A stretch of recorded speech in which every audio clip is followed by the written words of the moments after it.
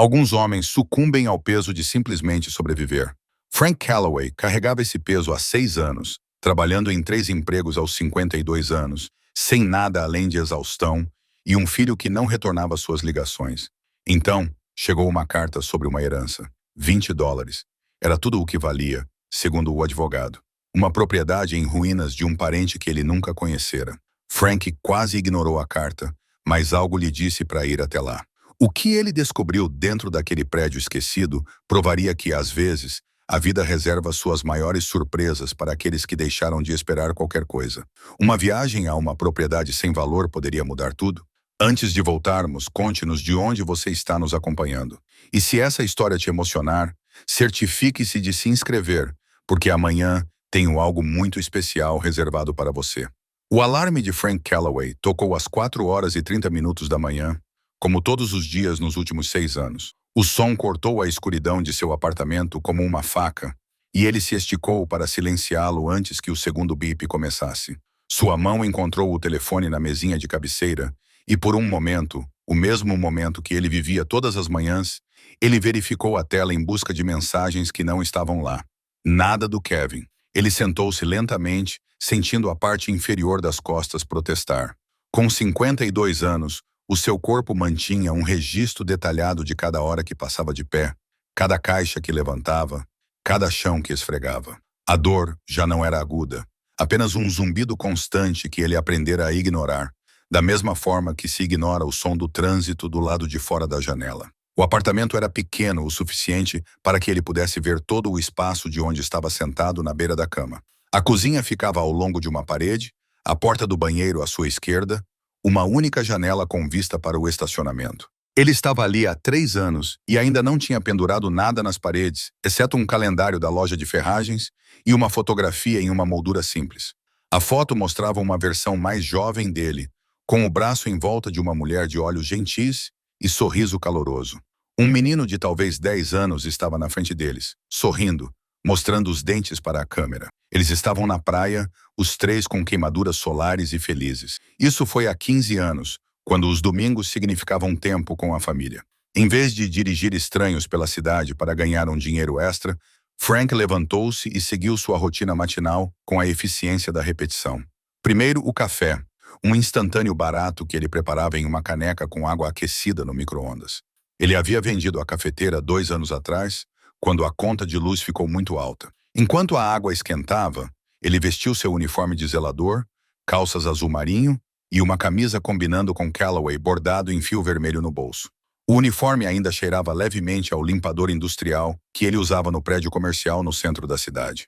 Ele havia aprendido a não notar mais isso, da mesma forma que havia parado de notar muitas outras coisas. Você se adapta ou se quebra. E Frank Calloway ainda não se tinha quebrado. Bebeu o café, em pé ao balcão da cozinha, olhando para a pilha de contas presas por um saleiro de cerâmica em forma de galo. Eletricidade, água, internet. Mantinha a internet porque dizia a si mesmo que o Kevin poderia enviar um e-mail, embora o Kevin nunca o tivesse feito. Extratos de cartão de crédito com saldos que pareciam nunca diminuir, por mais que pagasse. Contas médicas de quando ele teve aquela pedra nos rins no ano passado e teve que ir ao pronto-socorro. A matemática era simples e brutal. Seu trabalho de zelador pagava o aluguel. O trabalho noturno no armazém cobria as contas de serviços públicos e comida. O trabalho de motorista de carona compartilhada nos fins de semana pagava todo o resto e nunca sobrava o suficiente. Ele estava se mantendo à tona há tanto tempo que quase havia esquecido como era nadar. Às 5h15, ele saiu de casa com sua garrafa térmica de café e um saco de papel contendo 2 sanduíches de manteiga de amendoim que ele havia feito na noite anterior. A caminhonete no estacionamento era mais velha que Kevin, uma Ford surrada com ferrugem corroendo os paralamas. Ela pegou na 3ª tentativa, com o motor tossindo antes de entrar em marcha lenta. As ruas estavam vazias tão cedo. Frank dirigiu pela luz cinzenta do amanhecer, passando por lojas fechadas e casas escuras, passando pelo parque onde costumava levar Kevin para jogar beisebol. Ele não se permitia mais olhar para o parque. Muitas lembranças de um menino correndo pelas bases, enquanto sua mãe torcia nas arquibancadas, e Frank tentava chegar em casa do trabalho a tempo de ver as últimas entradas. O prédio comercial onde trabalhava tinha 12 andares no centro da cidade. Frank estacionou no estacionamento dos funcionários nos fundos e entrou pela porta de serviço. O prédio estava silencioso, exceto pelo zumbido do sistema de climatização. Ele gostava dessas horas antes de todos chegarem, quando o espaço parecia pertencer a ele. Bom dia, Frank. Hank já estava no depósito carregando seu carrinho. Ele tinha 68 anos, fazia esse trabalho há 40 anos e se movia com a cautela de alguém que conhecia os limites do seu corpo. Seu rosto estava marcado por rugas profundas, mas seus olhos eram perspicazes, e ele acolheu Frank quando ele começou a trabalhar, após a morte de sua esposa. Bom dia, Hank. Frank pegou seu próprio carrinho, verificando se tinha sacos de lixo e solução de limpeza suficientes. Você chegou cedo. Não consegui dormir. Fiquei pensando na visita dos netos no mês que vem. Hank sorriu. Minhas filhas vão trazê-los de Portland. Não os vejo desde o Natal. Frank sentiu o familiar aperto no peito, mas manteve a voz firme. Que bom. Vai ser muito bom. Eles trabalharam em um silêncio confortável por um tempo, cada um cuidando de um andar diferente. Frank começou no 7º andar, esvaziando lixeiras, limpando mesas e aspirando os tapetes. Os funcionários do escritório deixavam vestígios de suas vidas espalhados pelas fotos de família nas mesas, desenhos das crianças colados nas paredes dos cubículos e canecas de café com piadas impressas. Frank passava por tudo isso como um fantasma.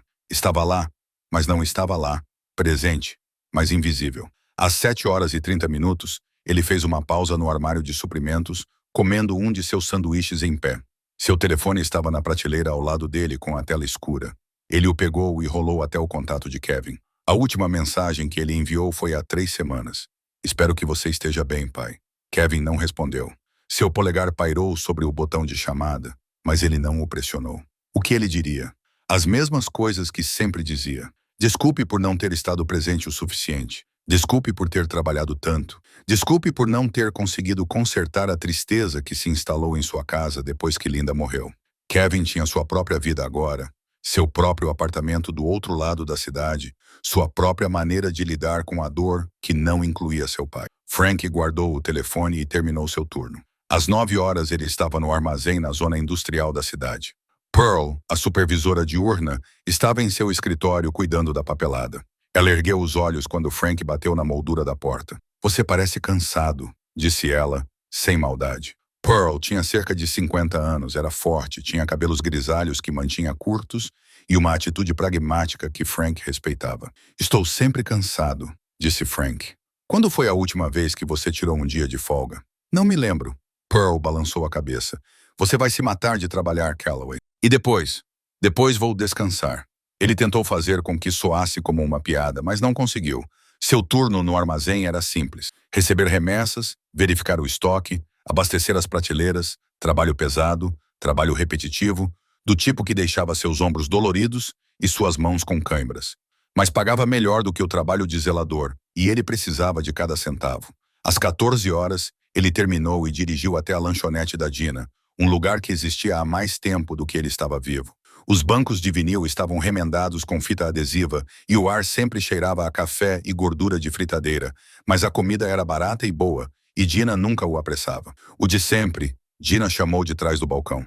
Por favor. Ela trouxe-lhe bolo de carne e purê de batatas, uma refeição substancial o suficiente para sustentá-lo até seu próximo intervalo. Ele comeu devagar, fazendo durar, observando os outros clientes. 2 trabalhadores da construção civil comparando seus telefones. Uma mulher mais velha, lendo um romance em brochura. Uma jovem mãe tentando convencer seu filho pequeno a comer seus vegetais. Pessoas normais vivendo vidas normais. Frank às vezes se perguntava como seria isso. Seu telefone vibrou. Por um momento ele pensou que poderia ser Kevin, mas era apenas uma notificação sobre o pagamento de um cartão de crédito. Ele silenciou o celular e voltou a comer. Às 17h, ele estava de volta à sua caminhonete, conectado ao aplicativo de carona compartilhada, esperando seu primeiro passageiro. Dirigir nos fins de semana geralmente rendia um bom dinheiro. Pessoas indo para jantares, bares, visitar amigos. Frank levava todos sem reclamar. Conversava quando eles queriam. Ficava em silêncio quando elas não queriam. À meia-noite, ele estava de volta ao seu apartamento, com os pés latejando, as costas doendo e a mente cansada demais para qualquer coisa, exceto dormir. Amanhã ele faria tudo de novo, e no dia seguinte e no outro. Essa era a sua vida agora. Era tudo o que sempre seria. Ele adormeceu poucos minutos depois de colocar a cabeça no travesseiro e não sonhou. A carta chegou numa terça-feira, enfiada entre uma conta de serviços públicos e uma oferta de cartão de crédito. Frank quase a jogou fora com o lixo. O envelope era de cor creme, mais pesado do que o normal, com o remetente sendo um escritório de advocacia do qual ele nunca tinha ouvido falar. Hutchins e Associados, advogados. Ele abriu a carta em pé na cozinha, ainda vestindo o uniforme do armazém, com o cheiro de pó de papelão e cera de piso grudado nas roupas. A carta era breve e formal. Prezado Sr. Calloway, estamos escrevendo para informá-lo sobre uma herança do espólio de Margaret Elelanena Calloway, falecida. Como seu único parente de sangue sobrevivente, você tem direito a receber a propriedade localizada em 1847 Mill Road, Ashford, Pensilvânia. Entre em contato com nosso escritório assim que possível para providenciar a transferência de propriedade e discutir a liquidação do patrimônio. Frank leu 2 vezes, depois uma terceira. Margaret Elelanena Calloway. O nome não significava nada para ele. Ele nunca tinha ouvido falar dele, nunca tinha visto escrito. Tentou colocá-la em sua árvore genealógica, uma tia, talvez uma prima de seu pai. Seu pai morrera quando Frank tinha 19 anos, e eles nunca tinham conversado muito sobre a família extensa. Sua mãe havia falecido 5 anos antes. Ele era filho único e, pelo que sabia, isso fazia dele o último da linhagem. Ele pegou o telefone e ligou para o número indicado no cabeçalho da carta. Uma recepcionista atendeu, profissional e distante, e transferiu a ligação para alguém chamado Sr. Hutchins. Ah, sim, Sr. Calloway. A voz do advogado era suave e experiente. Obrigado por ligar. Tenho administrado o patrimônio da Sra. Calloway. Ela faleceu há 14 meses, aos 91 anos. Você está listado em seu testamento como seu sobrinho-neto, embora ela tenha observado que vocês nunca se conheceram. Não entendo, disse Frank. Quem era ela? Margaret era irmã do seu avô paterno. Ela nunca se casou e não teve filhos. De acordo com meus registros, ela perdeu contato com a maior parte da família em algum momento entre 1962 e 1962. Mudou-se para Ashford para seguir sua carreira e manteve-se bastante reservada. Frank fez as contas mentalmente. Seu avô havia falecido antes de ele nascer. Ele se lembrava vagamente de seu pai mencionar uma irmã que havia se mudado, mas isso nunca havia sido discutido em detalhes. Que tipo de propriedade é essa? Perguntou Frank. Frank perguntou. Houve uma pausa e Frank ouviu o barulho de papéis. É um prédio comercial com aproximadamente 370 metros quadrados, 2 andares, construído em 1923, usado como fábrica durante a maior parte de sua história. A Sra. Calloway era a única proprietária, sem hipoteca. No entanto, devo ser franco com você, Sr. Calloway. O prédio está em péssimo estado de conservação.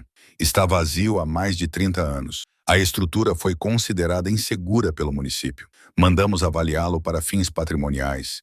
E o valor de mercado atual está listado em $20 americanos. $20 americanos. Sim. O terreno em si tem um valor mínimo. Ashford é uma área em declínio. A maioria das fábricas fechou na década de 80. Demolir o prédio custaria muito mais do que ele vale. A Sra. Calloway não tinha outros bens. Suas economias se esgotaram com os cuidados no fim da vida. Sou obrigado a informá-lo sobre sua herança, mas vou ser honesto. Você não tem nenhuma obrigação de aceitá-la.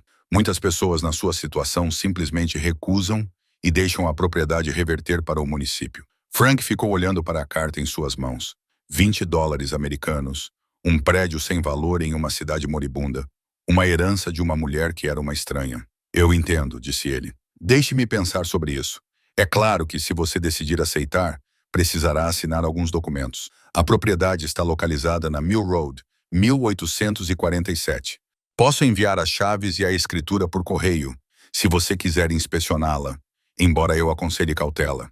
A estrutura está em mau estado. Frank agradeceu e encerrou a ligação.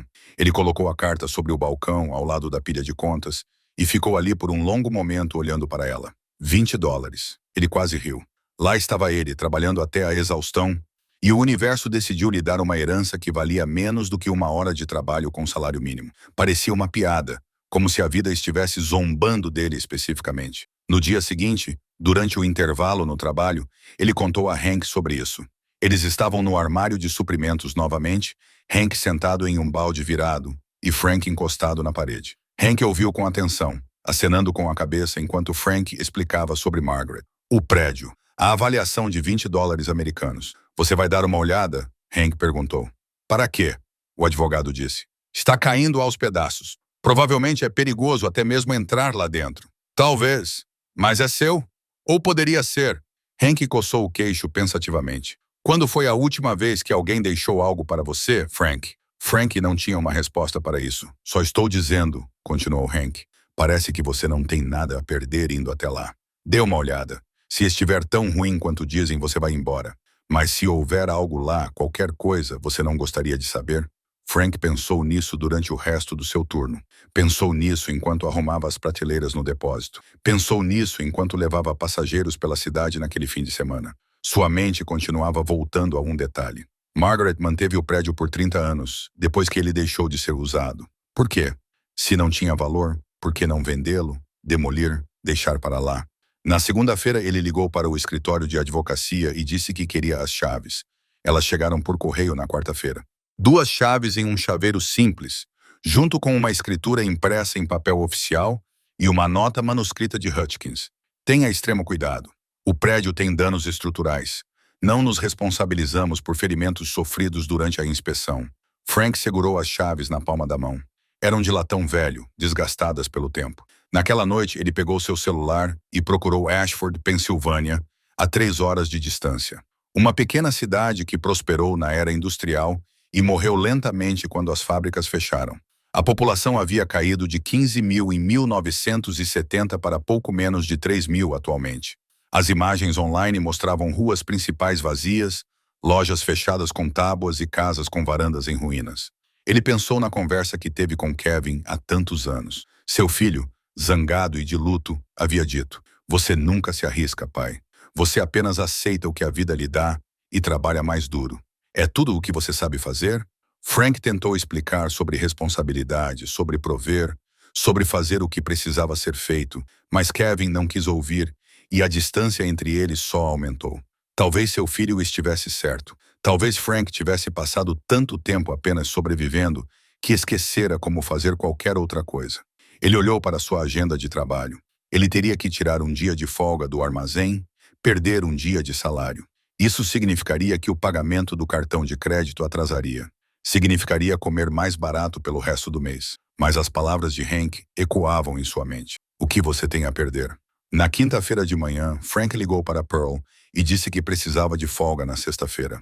Ela ficou em silêncio por um momento, surpresa por Frank nunca ter pedido folga. "Está tudo bem?" ela perguntou. "Sim, só preciso cuidar de uma coisa." "Tudo bem, mas Frank, seja lá o que for, espero que dê certo." Na sexta-feira de manhã, ele pegou emprestada a caminhonete de Hank, pois a sua não era confiável para a viagem. Ele colocou uma garrafa térmica com café, os sanduíches que havia feito na noite anterior e uma mochila com ferramentas básicas, lanterna, pé de cabra, martelo e luvas de trabalho. A viagem o levou por terras agrícolas e pequenas cidades, passando por campos outonais e lanchonetes à beira da estrada. Ele não ouvia nada, apenas o som do motor e seus próprios pensamentos. Parte dele se sentia tolo. Parte dele sentia outra coisa, algo que não conseguia definir. Curiosidade, talvez, ou esperança, ou apenas a necessidade desesperada de acreditar que, em algum lugar, de alguma forma, a vida poderia lhe oferecer algo além de exaustão.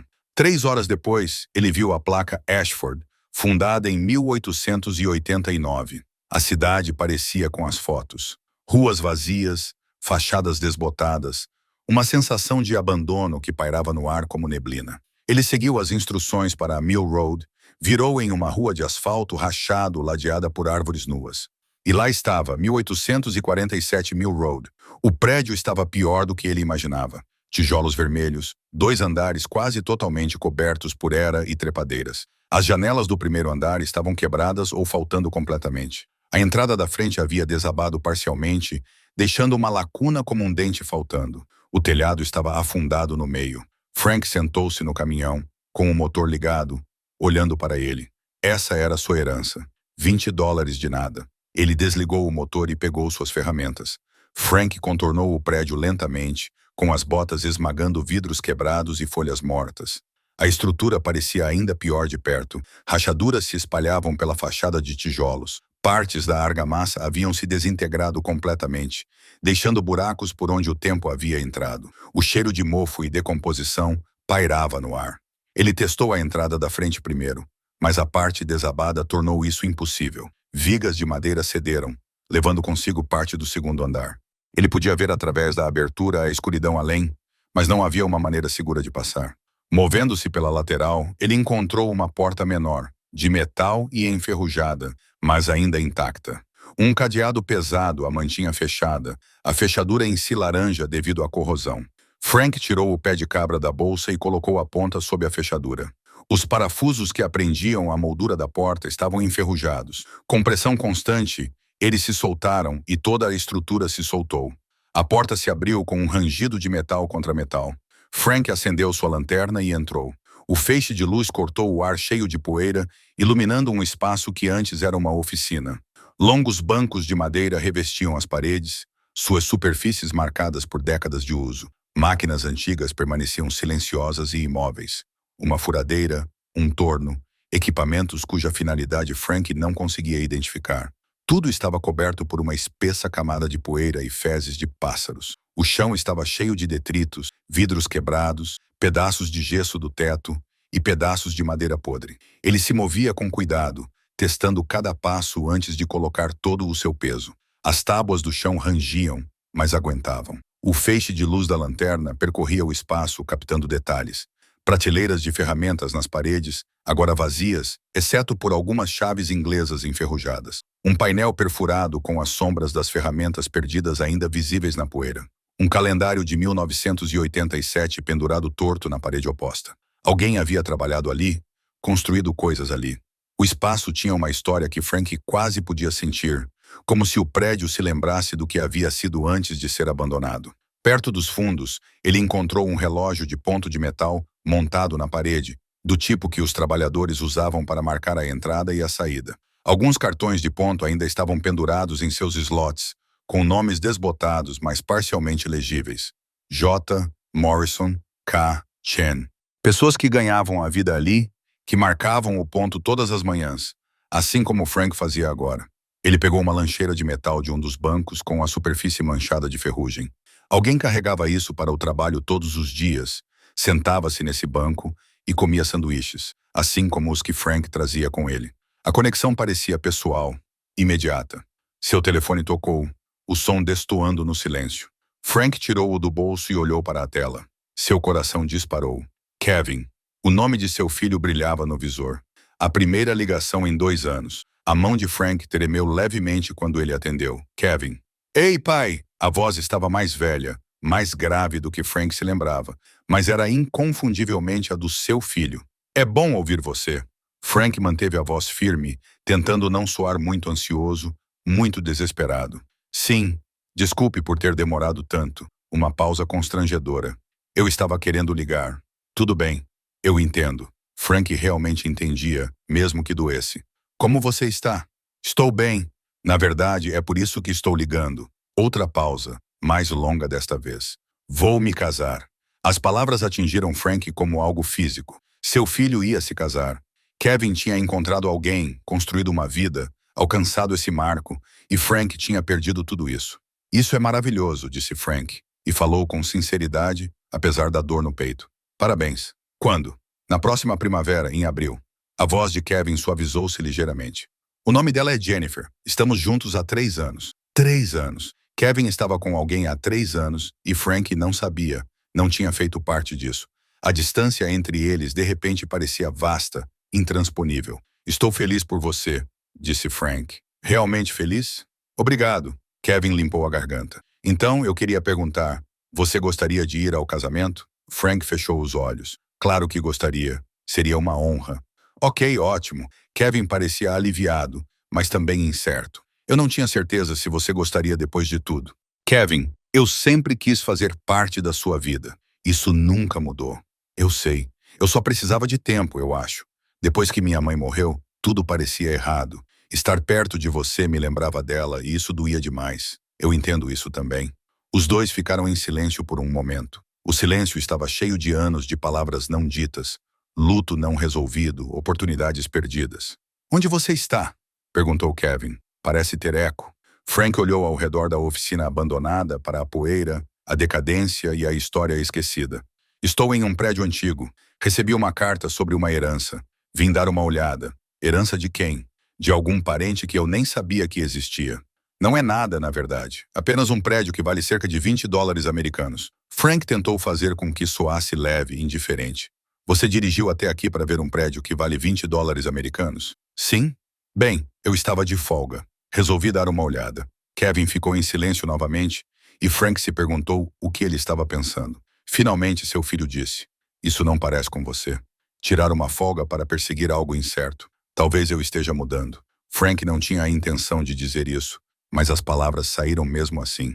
Talvez isso seja bom. A voz de Kevin trazia algo que Frank não ouvia há anos. Não era exatamente calor, mas também não era frieza. Uma abertura, talvez, uma possibilidade. Conversaram por mais alguns minutos. Kevin contou-lhe sobre Jennifer, sobre o trabalho dela como professora, sobre o pequeno casamento que estavam planejando. Frank ouviu, fez perguntas, tentou parecer solidário sem ser intrusivo. Quando a ligação terminou, Frank ficou parado no prédio vazio, com o telefone ainda na mão, sentindo algo mudar dentro dele. Seu filho ia se casar. Kevin queria que ele estivesse lá. Após 2 anos de silêncio, uma porta se abriu ligeiramente. Ele pensou nos 20 dólares que herdara em dirigir 3 horas para ver um prédio sem valor.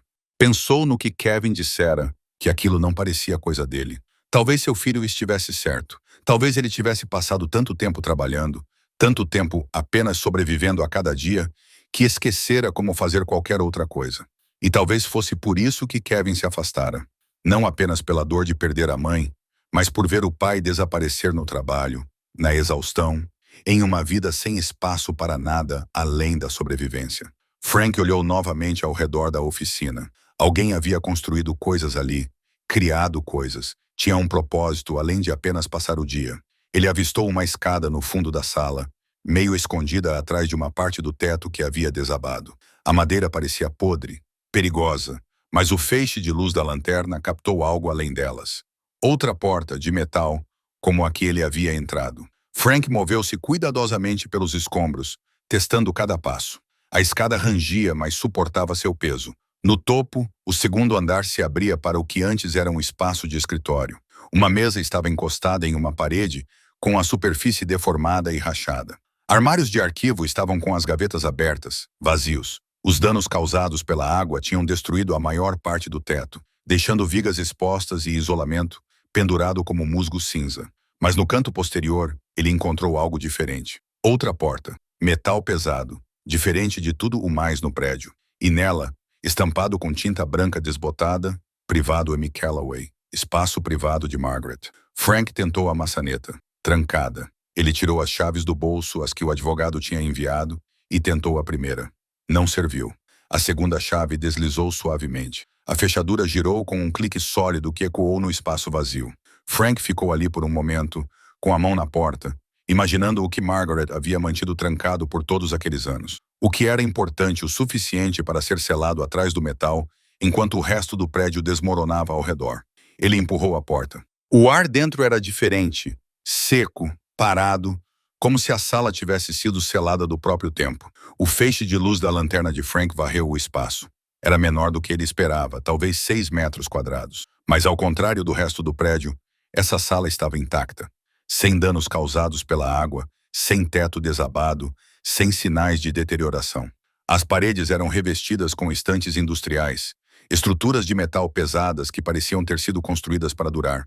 E nessas estantes, cobrindo toda a superfície disponível, havia objetos embrulhados em lonas de lona. As lonas estavam cobertas de poeira, intocadas por décadas. Frank entrou com cuidado, suas botas deixando marcas no chão de concreto. A porta havia mantido a umidade e o tempo afastados. O que quer que Margaret tivesse armazenado ali estava preservado. Ele se dirigiu à prateleira mais próxima e puxou um canto da primeira lona. A poeira se espalhou pelo ar, fazendo-o tossir. Sob a lona, ele encontrou caixas de madeira, do tipo usado para transportar itens frágeis. Cada caixa estava marcada com datas escritas com caneta preta. 1979, 1982, 1985. Frank colocou a lanterna no chão e usou as 2 mãos para levantar a primeira caixa da prateleira. Ela era mais pesada do que ele esperava. Ele a levou para o centro da sala, onde havia uma pequena mesa de trabalho, e a colocou no chão com cuidado. A tampa da caixa estava pregada, mas não selada. Frank colocou o pé de cabra sob a borda e a soltou. Os pregos rangiam ao serem retirados da madeira seca e envelhecida. Dentro, ele encontrou material de embalagem de palha, amarelado e quebradiço. Ele o empurrou para o lado com cuidado. Seus dedos tocaram metal. Frio, liso, moldado. Frank puxou o objeto e o segurou na luz da lanterna. Era algum tipo de acessório decorativo, com cerca de 45 centímetros de altura, feito de metal, ferro ou aço martelado à mão. Ele não sabia dizer, trabalhado em um padrão intrincado de arabescos e formas geométricas. O trabalho artesanal era extraordinário. Cada curva, cada linha, cada detalhe havia sido moldado com precisão e cuidado. Não era um trabalho de fábrica, era arte. Ele o girou lentamente nas mãos, examinando-o de todos os ângulos. O metal refletia a luz, revelando uma profundidade no design que ele não havia notado a princípio. Folhas entrelaçadas com padrões abstratos, pássaros escondidos nos arabescos. A peça inteira parecia fluir como água congelada em metal. Na base, gravada no próprio metal, ele encontrou uma assinatura. M. Callaway, 1979. Margaret tinha feito isso. Frank colocou-a delicadamente no chão e abriu outra caixa. Esta continha uma peça menor, um suporte decorativo destinado a sustentar prateleiras ou elementos arquitetônicos. O mesmo nível de detalhe, o mesmo design fluido, a mesma assinatura. Ele percorreu a sala metodicamente, retirando lonas, abrindo caixotes. Cada um continha mais peças, acessórios, suportes, painéis decorativos, elementos arquitetônicos. Alguns eram pequenos o suficiente para caber em uma mão. Outros eram grandes, exigindo os 2 braços para serem levantados. Todas elas traziam a assinatura de Margaret e uma data. As datas variavam do final da década de 1970 até meados da década de 1980. Dezenas de peças, talvez mais de 100. Frank não conseguia estimar. Cada uma representava horas de trabalho, habilidade acumulada ao longo dos anos, um olho para o design que transformava objetos funcionais em algo bonito. Em uma prateleira, ele encontrou um diário encadernado em couro. A capa estava desgastada. As páginas estavam amareladas, mas intactas. Frank abriu-o com cuidado. A caligrafia de Margaret preenchia as páginas. Cuidadosa, precisa, a caligrafia de alguém que se preocupava com tudo do que fazia. Ele leu aleatoriamente, folheando as entradas datadas. 15 de março de 1981. Concluí a encomenda do corrimão para o tribunal. 3 meses de trabalho. Pagaram exatamente o que combinamos, nem $1 a mais. Mas sei que vale o dobro disso. O cliente nunca entenderá a diferença entre aceitável e excepcional. Não é por isso que faço isso. 3 de julho de 1983. Outra rejeição da galeria. Eles querem peças contemporâneas.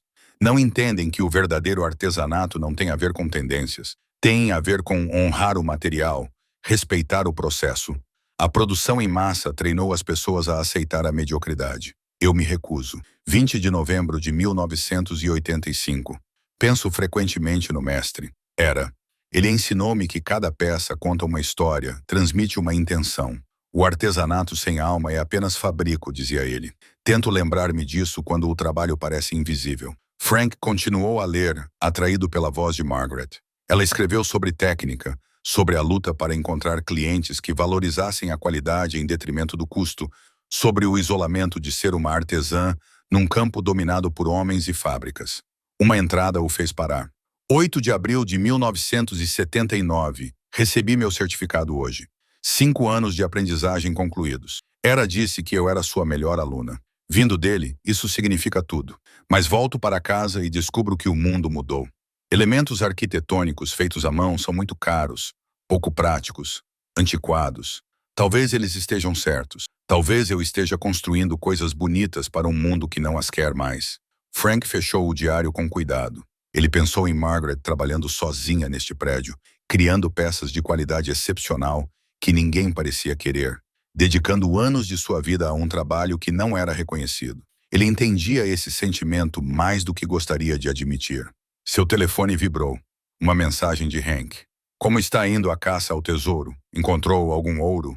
Frank olhou ao redor da sala lacrada para as dezenas de objetos embrulhados, para a documentação cuidadosa de Margaret sobre o trabalho que ficou trancado por décadas. Ele digitou de volta. Não tenho certeza ainda, mas encontrei algo.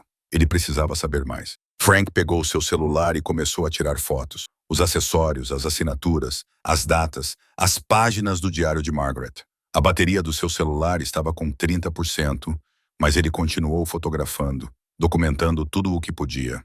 Então ele selecionou cuidadosamente uma peça, um painel decorativo menor, com cerca de 30 centímetros quadrados, fácil de transportar. Ele o embrulhou em panos limpos de sua caminhonete e o colocou em uma caixa de ferramentas acolchoada. Antes de sair, Frank parou na porta e olhou para trás, para a sala lacrada. Margaret havia preservado tudo isso. Ela pagou para manter esse prédio por 30 anos depois de parar de trabalhar, apenas para manter essas peças em segurança. Isso tinha que significar alguma coisa. Ele trancou a porta atrás de si e desceu as escadas, movendo-se cuidadosamente entre os escombros. Lá fora, o sol da tarde estava mais baixo no céu. Ele havia ficado lá dentro por horas.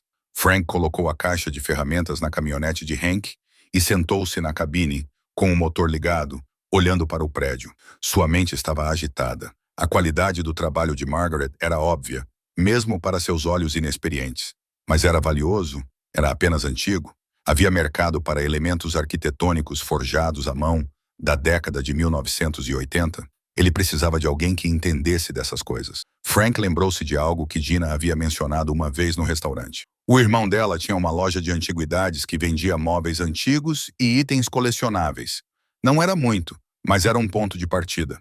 A viagem de volta para casa pareceu mais curta do que a ida. A mente de Frank estava ocupada demais para perceber os quilômetros que passavam. Ele pensou em Margaret, nas anotações do diário dela, no trabalho feito em isolamento e guardado a 7 chaves. Pensou na ligação de Kevin, no convite de casamento, nas portas que se abriam após anos fechadas. Quando chegou ao seu apartamento, já passava das 8 horas. Ele havia perdido completamente o seu turno no armazém, perdendo o salário de um dia inteiro.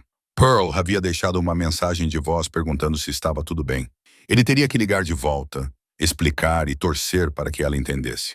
Mas, pela primeira vez em 6 anos, Frank não calculou imediatamente o que o salário perdido significava, quais contas ficariam por pagar, quanto mais ele teria que apertar o orçamento. Em vez disso, ele levou a caixa de ferramentas para dentro, colocou-a sobre a mesa da cozinha e cuidadosamente desembrulhou o painel de Margaret sob a forte luz fluorescente de seu apartamento. O metal parecia brilhar. Frank ligou para Pearl na manhã de sábado para se desculpar. Ela ouviu em silêncio enquanto ele explicava sobre a herança e o prédio que havia perdido a noção do tempo. Ele esperava raiva, talvez uma advertência sobre confiabilidade. Em vez disso, ela apenas disse: "Não faça disso um hábito, mas fico feliz que você tenha tirado um dia para si mesmo. Vejo você na segunda-feira." A gentileza o pegou de surpresa. Ele agradeceu e desligou, sentindo que talvez o mundo fosse um pouco menos cruel do que ele acreditava.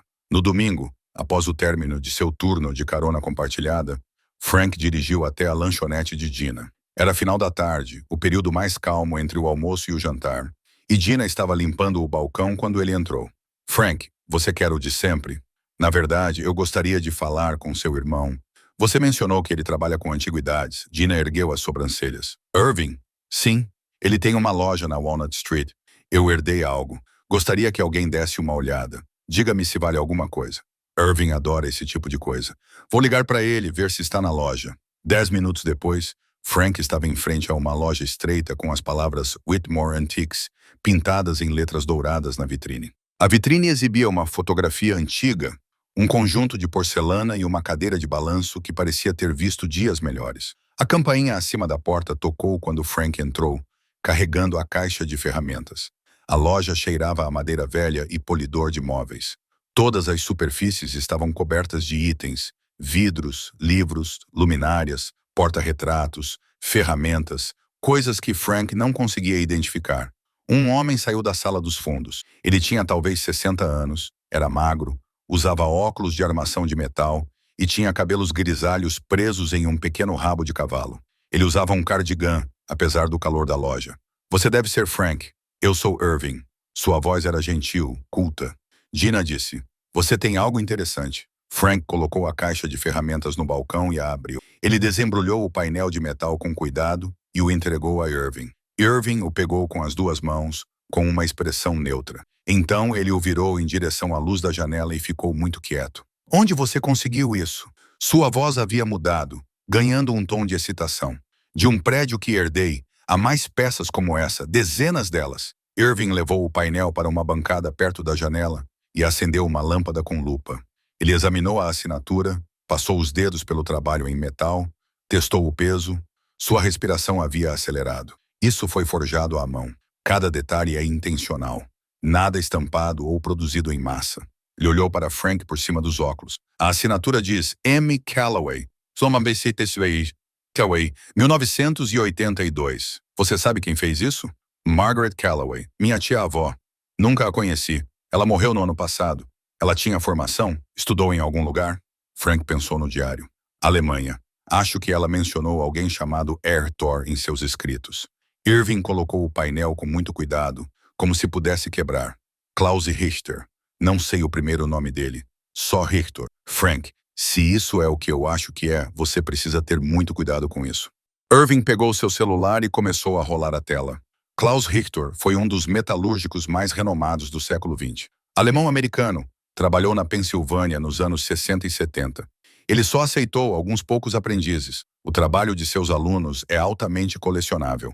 Frank sentiu algo apertar seu peito. Como colecionáveis, peças de alunos conhecidos de Richter são vendidas por milhares, às vezes dezenas de milhares, dependendo do tamanho e da condição. Irving continuou navegando, mas a maioria de seus alunos está documentada. Nunca ouvi falar do nome Margaret Callaway. Ela escreveu que estudou com ele por 5 anos, terminando em 1979. Irving olhou para cima bruscamente. Você tem documentação, certificados, cartas, alguma coisa? Ela mantinha um diário. E há um certificado nele, eu acho. Tirei fotos. Mostre-me. Frank pegou seu celular e encontrou as fotos que havia tirado das páginas do diário. Irving as examinou atentamente, ampliando a assinatura, o selo, as anotações manuscritas. Isso é real, disse Irving baixinho. Este é um certificado de aprendizagem RTO verdadeiro. Frank, se você tem dezenas de peças como essa, todas assinadas, todas documentadas, você pode estar diante de algo significativo. Quão significativo? Irving hesitou. Não sou especialista nessa área específica. Você precisa falar com alguém que seja especialista no movimento artesanal americano, alguém de uma universidade ou museu. Mas, se eu tivesse que adivinhar, com base no que sei, você está diante de centenas de milhares de dólares, talvez mais. O número não parecia real. Frank olhou para o painel de metal na bancada de Irving, tentando processar o que estava ouvindo. O que devo fazer? Primeiro, não conte a ninguém sobre isso, ainda não. Segundo, posso lhe dar um nome. Doutora Paulson, da Commonwealth University. Ela é uma historiadora de arte especializada em artesanato americano do século XX. Se alguém pode autenticar e avaliar o trabalho de Margaret corretamente, é ela. Irving anotou um número em um cartão de visita. Terceiro, você precisa proteger aquele prédio. Se a notícia se espalhar, você pode ter ladrões, vândalos, todos os tipos de problemas. Frank pegou o cartão com a mão um pouco trêmula. Você pode guardar essa peça para mim? Mantenha-a em segurança até eu decidir o que fazer. Claro, vou colocá-la no meu depósito seguro. Irving embrulhou o painel cuidadosamente em papel de seda sem ácido. Frank, sua tia-avó era uma artista excepcional. O que você encontrou é importante, não apenas financeiramente, mas historicamente. As pessoas deveriam saber que o trabalho dela existiu. Frank dirigiu para casa em um dia. Os números que Irving havia mencionado continuavam ecoando em sua mente. Centenas de milhares, talvez mais. Não podia ser real. Coisas assim não aconteciam com pessoas como ele. Mas e se fosse real? Ele pensou em ligar para Kevin, mas se conteve. O que ele diria? Ei, filho, eu posso estar rico. Parecia absurdo, e Kevin tinha acabado de começar a falar com ele novamente. Frank não queria que o dinheiro complicasse a frágil reconexão que estavam construindo. Em vez disso, ele passou a noite revisando todas as fotos em seu celular, estudando as anotações do diário de Margaret. Uma passagem se destacou. 14 de janeiro de 1987. Mais um ano termina com meu trabalho sem ser vendido, guardado. Eu digo a mim mesma que não importa. Eu digo a mim mesma que fiz isso pela arte em si, não por reconhecimento ou lucro. Mas estou mentindo. Eu queria os dois. Eu queria ser vista, ser valorizada, ter meu trabalho ao lado dos mestres. Em vez disso, estou sozinha neste prédio, criando coisas bonitas que ninguém quer. Talvez isso seja o suficiente. Talvez tenha que ser. Frank leu 3 vezes. Margaret morrera sozinha. Seu trabalho guardado a 7 chaves, desconhecido e subvalorizado. Ela passara décadas criando peças excepcionais que o mundo ignorava.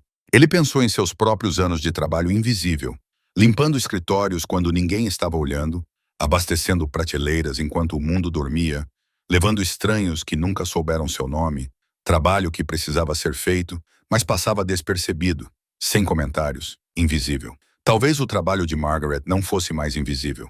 Talvez, de alguma forma, Frank pudesse dar a ela o reconhecimento que ela nunca recebeu enquanto viva. Ele pegou o cartão de visita que Irving lhe dera e discou o número do Dr. Paulson. A ligação foi para a caixa postal. Frank deixou uma mensagem, com a voz incerta, mas determinada. Olá, Dr. Paulson. Meu nome é Frank Callaway. Irving Whitmore me deu o seu número. Eu herdei uma coleção de peças de metal trabalhadas por Margaret Callaway, que estudou com Klaus Richter. Gostaria de discutir a autenticação e, bem, não sei bem o que mais. Por favor, me ligue de volta. Ele desligou e sentou-se em seu apartamento silencioso, imaginando se sua vida estava prestes a mudar. O Dr. Paulson ligou de volta na segunda-feira de manhã, enquanto Frank estava no meio de seu turno de zelador. Ele entrou no armário de suprimentos para atender a ligação, com o coração acelerado. Sr. Callaway, recebi sua mensagem. Devo dizer que fiquei bastante surpresa. Estudei extensivamente o trabalho de Klaus Richter e não sabia que ele tinha uma aprendiz chamada Margaret Callaway. Sua voz era clara, acadêmica, mas Frank detectou um interesse genuíno por trás do tom profissional. Ela mantinha diários detalhados. Tenho fotos do certificado de aprendizagem dela assinado pelo próprio Richter. Posso vê-las? Frank enviou as fotos enquanto ainda estava ao telefone. Ele ouviu a doutora Paulson respirar fundo. Parece autêntico. O selo, a assinatura, o estilo da documentação. É consistente com outros certificados de Richter que examinei. Sr. Callaway, de quantas peças estamos falando? Não sei exatamente. Dezenas, talvez mais de 100. Todas armazenadas em uma sala lacrada, preservadas. Preciso ver essa coleção. Quando posso ir? Eles combinaram de se encontrar no prédio na quarta-feira. Frank teria que tirar mais um dia de folga do armazém, mas Pearl tinha sido compreensiva antes. Ele esperava que ela fosse novamente. A terça-feira se arrastou. Frank cumpriu seus turnos mecanicamente. Einstein, com a mente a 3 horas de distância, em Ashford. Ele ficava pensando nas anotações do diário de Margaret, nos anos que ela passou criando trabalhos que ninguém valorizava, em morrer sozinha com seu legado trancado a 7 chaves. Naquela noite, Frank voltou de carro para o prédio. Ele havia comprado uma corrente pesada e um cadeado na loja de ferragens. Era uma segurança melhor do que a fechadura enferrujada que estava lá antes. Ele também trouxe uma lanterna LED potente e pilhas novas. Lá dentro, ele foi novamente até a sala lacrada. Desta vez, examinou a coleção com mais cuidado, tentando contar, tentando entender a extensão do que Margaret havia deixado para trás. Caixa após caixa continha acessórios, cada um deles suportes decorativos exclusivos projetados para sustentar prateleiras ou elementos arquitetônicos, maçanetas elaboradas, grades de janela com padrões intricados, corrimãos de escada, luminárias, arandelas de parede. Cada peça mostrava o mesmo nível de habilidade meticulosa. Em uma prateleira inferior, Frank encontrou uma caixa de madeira que não tinha visto antes. Dentro dela havia fotografias em preto e branco, mostrando o trabalho de Margaret instalado em edifícios. Ele não reconheceu nenhum dos locais, mas as fotos estavam identificadas no verso. Richland Theatre, 1981, Grayson Building Lobby, 1983, Residência Particular, 1985. Abaixo das fotos, Frank encontrou correspondência, cartas de escritórios de arquitetura, a maioria datada do início de 1982. Ele leu todas elas, sua raiva aumentando a cada uma. Prezada senhorita Callaway, embora apreciemos sua proposta, decidimos optar por uma solução mais econômica. Seu orçamento é simplesmente muito alto para o nosso orçamento. Senhora Callaway, analisamos seu portfólio. O trabalho é impressionante, mas nossos clientes preferem uma estética mais moderna.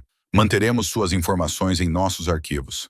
Prezada Margaret, lamento informar que não podemos justificar a despesa com trabalhos personalizados em metal, quando há alternativas aceitáveis disponíveis por uma fração do custo. Tenho certeza de que você compreende. Carta após carta, rejeição após rejeição.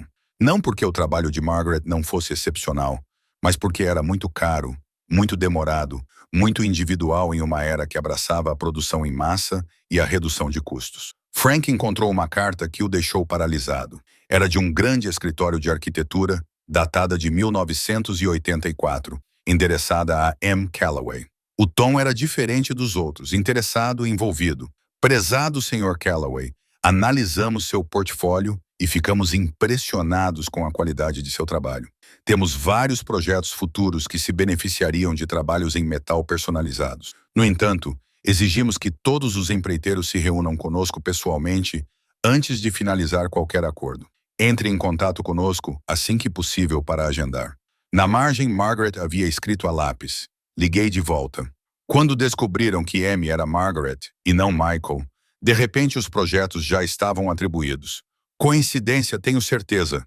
Frank sentou-se sobre os calcanhares com a carta na mão. Margaret havia sido preterida, não apenas pelo custo, mas por ser uma mulher em um campo que não a queria.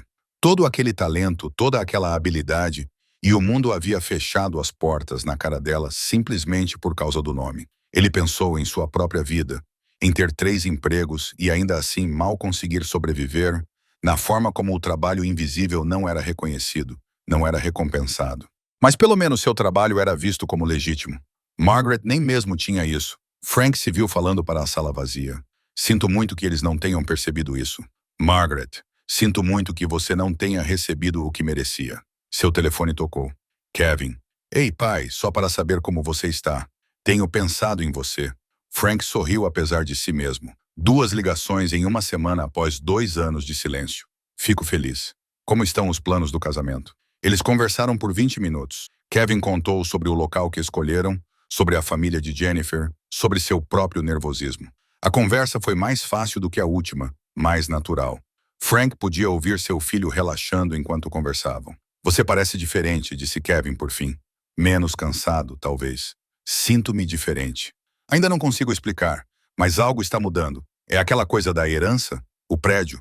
Frank olhou ao redor da sala lacrada para décadas de trabalho excepcional esperando para ser descoberto. Sim, é mais do que eu imaginava. No bom sentido, acho. Espero que sim. Depois que desligaram, Frank passou mais 1 hora no prédio fotografando tudo, documentando datas e assinaturas.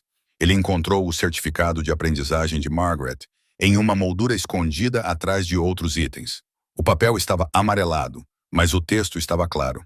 Este certificado atesta que Margaret Eleanor Calloway completou 5 anos de aprendizagem em metalurgia arquitetônica e demonstrou domínio das técnicas tradicionais de forjamento, design artístico e habilidade estrutural. Klaus Richter, mestre artesão, 1º de abril de 19. A assinatura era ousada e confiante. O nome de Margaret estava escrito em uma caligrafia formal e cuidadosa. Frank fotografou tudo com cuidado, certificando-se de capturar todos os detalhes. Na quarta-feira de manhã, a doutora Paulson chegou em uma van da universidade com um assistente, um jovem chamado Greg, que carregava equipamentos de câmera e um laptop. A doutora Paulson tinha cerca de 50 anos, cabelos curtos e grisalhos e olhos perspicazes por trás de óculos de grife. Ela se movia com determinação. Frank os levou até a sala lacrada. A doutora Paulson ficou parada na porta por um longo momento, observando tudo. Então ela se virou para Frank com uma expressão séria. Sr. Calloway, preciso que você entenda uma coisa. Se essa coleção for o que eu acho que é, você está com algo de verdadeiro significado histórico. Não apenas valor monetário, embora isso seja substancial. Isso representa uma peça que faltava na história do artesanato americano. Estou começando a entender isso. Ótimo, porque o que acontecerá a seguir mudará sua vida, consideravelmente. Você está preparado para isso? Frank pensou em seus 3 empregos, seu apartamento vazio, seu filho adotivo lentamente voltando para sua vida. Ele pensou em Margaret morrendo sozinha, seu trabalho lacrado, esquecido. Acho que sim, disse ele. Mas quero fazer o que é certo pela Margaret. Ela merecia reconhecimento enquanto estava viva. Talvez possamos dar isso a ela agora, mesmo que seja tarde. A doutora Paulson sorriu, e isso suavizou seu rosto sério. Então vamos ao trabalho. Eles passaram as 6 horas seguintes examinando cuidadosamente a coleção. A doutora Paulson fotografou cada peça, tirou medidas, documentou assinaturas e datas. Greg registrou tudo no laptop, criando um catálogo digital. O sol estava se pondo quando a doutora Paulson finalmente se levantou e esticou as costas. Sr. Calloway, precisamos conversar sobre os próximos passos. A doutora Paulson tirou as luvas e sentou-se em uma das poucas cadeiras estáveis na sala lacrada. Greg continuou catalogando ao fundo, sua câmera clicando constantemente. Com base no que vi hoje, posso lhe dar uma avaliação preliminar. Todas as peças aqui são trabalhos escolares autênticos de RTER. A técnica, a filosofia de design, a execução, tudo é consistente com o que sabemos sobre seus métodos de ensino. E o estado de conservação é notável. Sua tia-avó preservou tudo isso excepcionalmente bem. Frank esperou, sentindo que havia mais. Quanto ao valor, eu estimaria a coleção entre 4 e 700 mil dólares americanos. Possivelmente mais, dependendo do interesse do leilão. Desculpe, você disse 700 mil dólares americanos? O Dr. Paulson assentiu. Essa é uma estimativa conservadora. Peças individuais podem chegar a valer entre 5 e 50 mil dólares americanos, dependendo do tamanho e da complexidade. Museus e colecionadores particulares estariam muito interessados. Frank sentou-se pesadamente em uma caixa. O número estava tão além de tudo que ele imaginava que não parecia real. 700 mil dólares. Ele poderia pagar todas as dívidas, largar pelo menos um dos empregos, ajudar Kevin com o casamento, ter uma vida de verdade em vez de apenas sobreviver. Há mais uma coisa, disse o Dr. Paulson. Greg, você pode me trazer aquela caixa que separamos? Greg entregou-lhe uma caixa de madeira, menor do que as outras, que estava enfiada no canto mais distante da prateleira inferior. Frank não a tinha notado durante as suas visitas anteriores. A doutora Paulson abriu-a cuidadosamente. Dentro havia desenhos arquitetônicos, plantas amareladas, arquivos de correspondência e mais uma coisa. Fotografias de edifícios com close-ups detalhados de trabalhos decorativos em metal. Encontrei isto enquanto você estava ao telefone há pouco, disse a doutora. Paulson, ela espalhou vários desenhos sobre a mesa. São protótipos de design, esboços preliminares para elementos arquitetônicos. Frank olhou para os desenhos. Mostravam designs elaborados em metal, portões de entrada, luminárias de teto, painéis decorativos. O estilo característico de Margaret era evidente em cada linha. Olhe isso, a doutora Paulson tirou uma fotografia mostrando a entrada ornamentada de um teatro. O trabalho em metal nas portas era impressionante. Desenhos fluidos que pareciam se mover mesmo na imagem estática. Este é o Capitol Theatre, em Harrisburg, construído em 1982. Agora olhe isso. Ela colocou um dos desenhos de Margaret ao lado da fotografia. Os desenhos eram quase idênticos. Margaret criou esse desenho, disse Frank lentamente.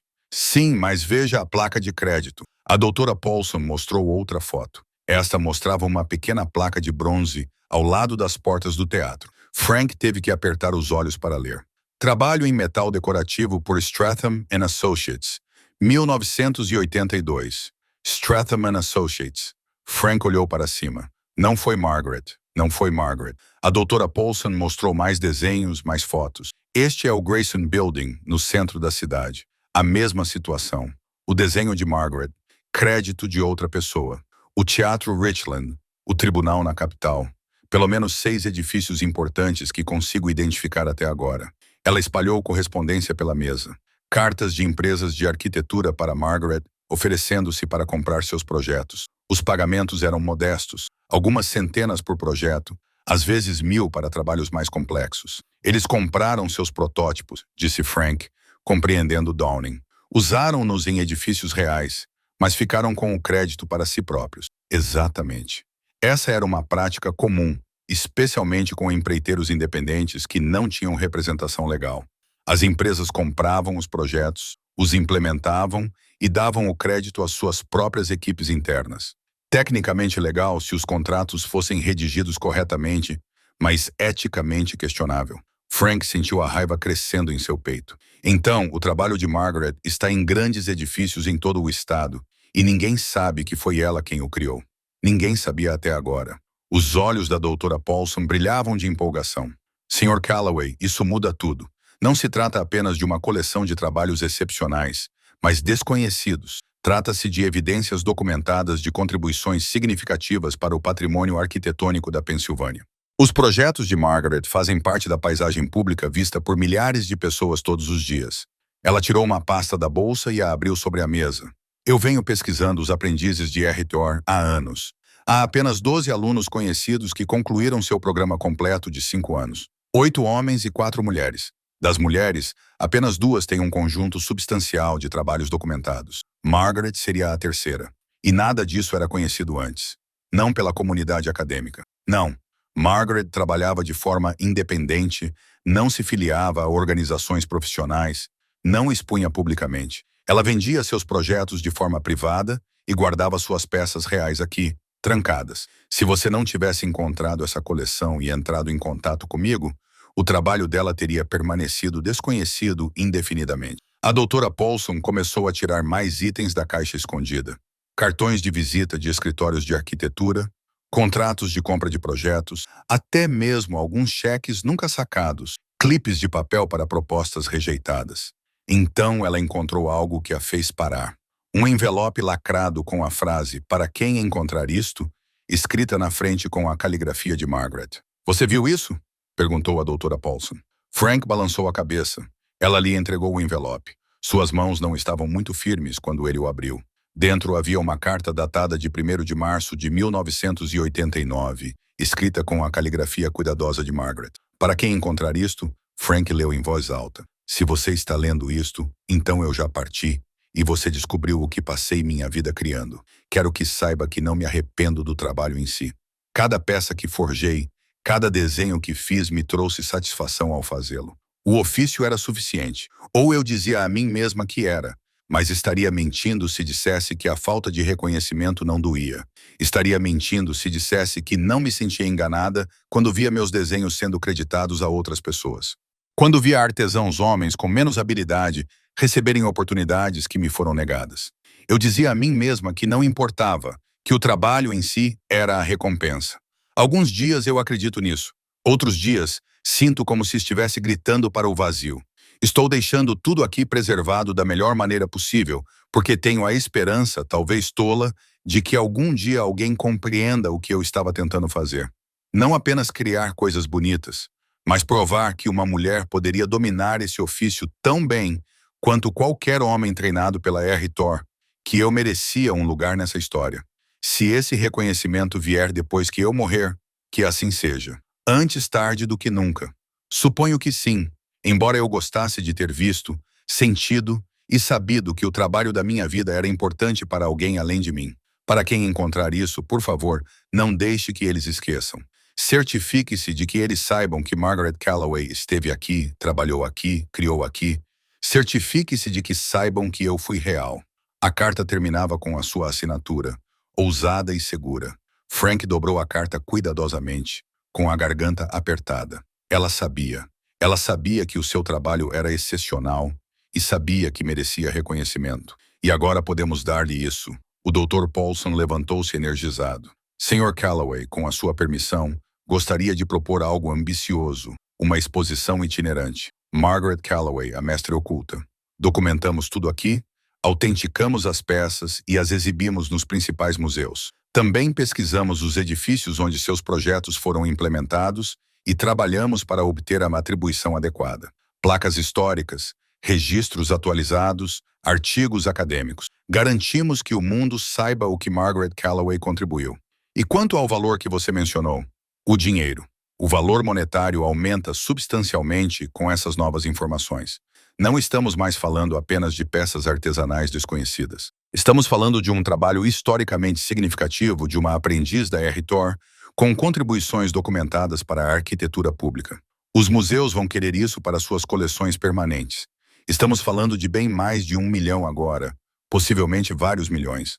Frank olhou para ela, incapaz de processar o número. Vários milhões por uma herança de $20 americanos. As 2 semanas seguintes passaram com uma rapidez que deixou Frank tonto. O Dr. Paulson trouxe uma equipe da universidade composta por conservadores, fotógrafos e historiadores. Eles documentaram cada peça, criando um catálogo abrangente do trabalho de Margaret. Frank contratou segurança privada para o prédio por insistência do Dr. Paulson. A notícia da descoberta começou a se espalhar nos círculos acadêmicos e de colecionadores. Uma representante da Ashford Auctions, uma das principais casas de leilões de artes decorativas do país, veio de carro de Filadélfia. Era uma mulher elegante chamada Catherine, que usava sapatos caros e falava em tom cuidadoso e comedido. Sr. Calloway, com base na documentação que analisei e nas fotografias preliminares, teríamos a honra de representar esta coleção. Nossa estimativa inicial para um leilão completo seria entre 3 e 5 milhões de dólares americanos. Frank estava de pé quando ela disse isso. Ele precisou se sentar. 5 milhões. Esse é o valor máximo, supondo um forte interesse dos licitantes e condições ideais de mercado. Mas, dada a importância histórica que o Dr. Paulson descobriu e a raridade dos trabalhos autenticados da escola RTER, acreditamos que seja possível. Catherine deslizou uma pasta de couro pela mesa. Este é o nosso contrato padrão. A comissão é de 15%, incluindo seguro, marketing, produção do catálogo e exposição antes do leilão. Frank não abriu a pasta. O número era grande demais para parecer real. 5 milhões de dólares. 6 meses atrás, ele estava preocupado em pagar o aluguel. Agora, alguém estava lhe dizendo que ele poderia ter 5 milhões de dólares. Preciso de tempo para pensar sobre isso, ele disse. Claro, leve uma semana. Mas, Sr. Calloway, você deve saber que outras casas de leilão entrarão em contato com você. Gostaríamos de ter a oportunidade de nos apresentarmos primeiro. Depois que ela saiu, Frank sentou-se na sala principal do prédio, agora limpa e protegida, tentando processar tudo. Seu telefone tocava constantemente, advogados oferecendo serviços, consultores financeiros querendo reuniões, seguradoras apresentando apólices. O Dr. Paulson lhe deu o nome de um advogado conceituado, especializado em arte e patrimônios. Frank o contratou imediatamente, sobrecarregado por contratos e ofertas que não entendia. O advogado, um homem chamado Wallace, com cabelos grisalhos nas têmporas e um comportamento calmo, apresentou-lhe as opções. Tem 3 caminhos principais, explicou Wallace durante a reunião. 1. Venda privada a museus ou colecionadores. Mais rápido, mas com um valor total potencialmente mais baixo. 2. Leilão público radical através de uma casa como a Ashford. Valor potencial mais alto, mas com mais risco e exposição. 3. Uma combinação. Vender algumas peças a museus para as suas coleções permanentes a preços negociados. Leiloar o resto.